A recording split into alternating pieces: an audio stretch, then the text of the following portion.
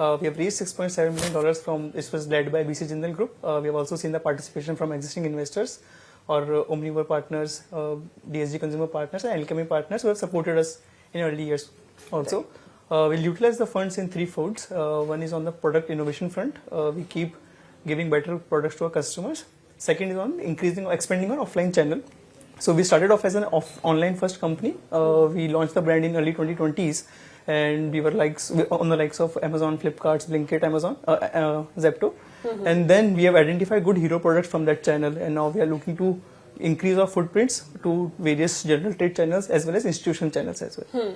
So you mentioned that you've started marketing and branding of the products in early 2020. And you've reached a stage where Farmley is EBITDA positive as of now. Could you take us through the financial growth and the financial journey of the company as well? Yeah, so we're currently at a 300 crores of annual run rate now.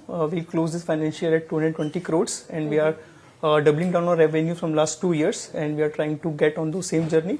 As I mentioned earlier also, the offline expansion is the main target for this year to double down our growth. So that's the plan going forward. Okay.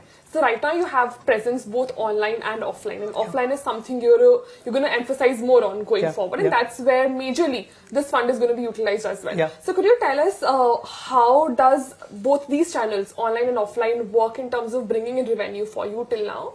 So as of now, 70% comes from online and 30% comes from offline plus institutional channels, and we are heavily spending. So we have recently onboarded Rahul Dravid as our brand ambassador to create that offline brand presence for us. So so the target is to achieve 50-50 mix in the next 2 years. So that's the target for us now. So how do you see the healthy snacking market in India? How does it stand as against the world?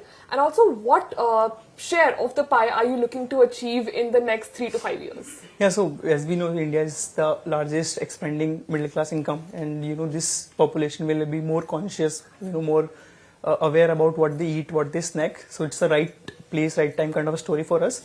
So we feel there will be a good demand of dry fruits going along, which will be more in the terms of on-the-go snacking, trail mixes, small sachets going along. So we have seen in the West how this healthy snacking has evolved in the past 2-3 years, and we feel that same thing will go along in India as well. Okay, all right. And when we talk about increasing the online presence, what is the plan ahead for that? Like, what are the targets when it comes to offline presence? Are you also looking at diversifying at newer cities or newer territories across the globe? Yeah, so we started our offline presence in this financial year only. We are a good established online brand. We used to lead the categories on Flipkart and Zeptos. And now the time is we identify a good hero product ranges like our flavored makhanas, like our date bites, which will perform really well in the offline channels. So we try to pick some good territories where we have already performed well in e-com. So we try to replicate that in our offline segment as well. So could you also take us through the journey? Like you said, you started the branding and marketing in 2020, but the company was founded in 2017. Right. And you own the entire supply chain of your own products. So could you take us through that journey and through the process of when the final product that we see behind us reaches the consumer, what actually goes behind it? Correct. So we started in 2017, rightly said. The 5 years have gone really into sorting the supply chain of dry fruits and nuts. By sorting, we mean we have our own 5 factories across the farm gate units where we ensure that all the products go through right quality checks and we deliver the final goods as a good quality to our consumers. So it's been a 5-year journey where we have identified right qualities, we have identified right sources of getting those qualities, and then have a good state-of-the-art infrastructure to ensure the right quality reaches to our consumers. Right. So what is your highest selling product out of all the products that you have? So flavored makhana has been our hero product since last 2 years, and it's been performing really well across offline, online, even the international markets. We recently launched in Dubai through Talabat, which is their quick com channel, and it's been performing really well in US as well. So that's our hero product. We have recently launched our date bites during the Diwali season, and has given us a tremendous returns in that segment as well.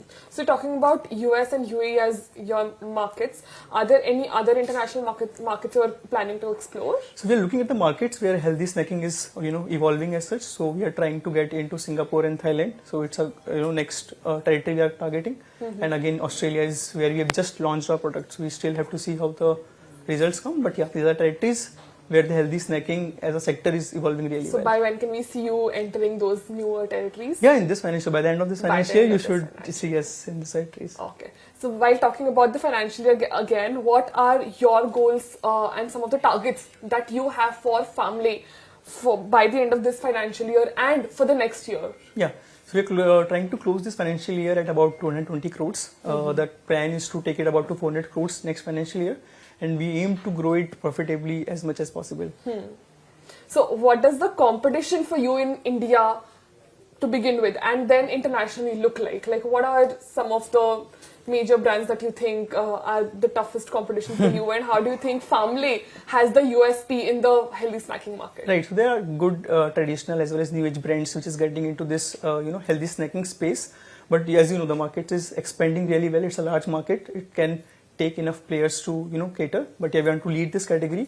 And by lead we mean we have this USP of 7 years of supply chain that we have given our full efforts into, and we believe that having the right quality of dry fruits and nuts going into as an ingredient for our products will help us win in this segment, and having that customer love for those hero products like I mentioned of flavored makhanas or date bites, that should give us a good head start.